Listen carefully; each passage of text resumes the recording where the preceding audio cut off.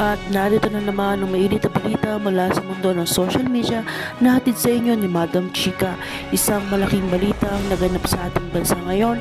Ayon sa mga ulat, naglabas na ng warrant of arrest ang Korte Suprema laban sa mga kontrobersyal na personalidad na sina Kuting at Liz Satanas. Tumatalakay ang walat sa mga kasong kinasasangkutan ng dalawa na nagdulot ng matinding reaksyon mula sa publiko at mga eksperto sa batas. Ang Kuting at Liz Satanas, mga pangalan na naging usap-usapan sa nakaraang mga linggo dahil sa ilang seryosong akusasyon ng pandaraya at iba pang mga krimen. Sa kabila ng kanilang mga depensa, nagdesisyon ng Korte Suprema na maglabas ng warrant of arrest laban sa kanila matapos makumpirma ang mga ebidensya laban sa kanila. Ngayon, nakatakda silang harapin ng mga kasong isinampa laban sa kanila. Ang mga kaso ay may kinalaman sa mga illegal na transaksyon, pati na rin ang mga posibleng pagkasangkot nila sa isang malawakang scheme na panlilinlang. Noong nakaraang linggo, nagbigay ang korte ng desisyon na patuloy ang mga paglilitis laban sa dalawa na naging dahilan ng labis na pagkaabala sa mga otoridad sa paghahanap sa kanila. Ayon sa mga ulat, hindi pa natunto ng kanilang lokasyon. Ayon na sa mga eksperto, isang malaking hakbang ang pagkaroon ng warrant of arrest laban sa mga nagsasabing tao dahil ito ay nagpapakita ng determinasyon ng Korte Suprema na tiyakin ang katalungan ng mga kasong ito.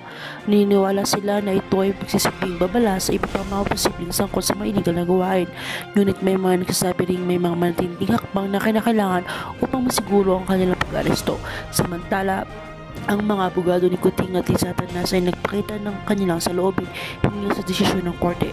Ayon sa kanilang pahayag, balak nila magsampa ng petisyon upang suspindihin ang warrant at magkaroon ng magkatotoo ng linawin ang kanilang mga kaso sa korte. Subalit ng mga legal na eksperto ay nagsasabing mahirap na matigil ang proseso ng aresto sa mga ganitong kaso, lalo na't may matibay na ebidensya naglalantad sa kanilang mga paglabag. Sa ngayon, patuloy ang mga otoridad sa pagsubok ng hanapin sina Kuting at Liz Satanas. Ang kanilang kasong ito ay patuloy naging usap-usapan sa mga pok at komunidad at tiyak na magiging isang malaking pagsubok sa ating sistema ng hustisya. Ang mga pangyayaring ito ay naghahatid ng mga mahalagang paaral tungkol sa pananagutan at pagtutok sa mga isyu ng kapangyarihan at pananagutan sa ating lipunan. Patuloy namin subaybayan ang kasong ito.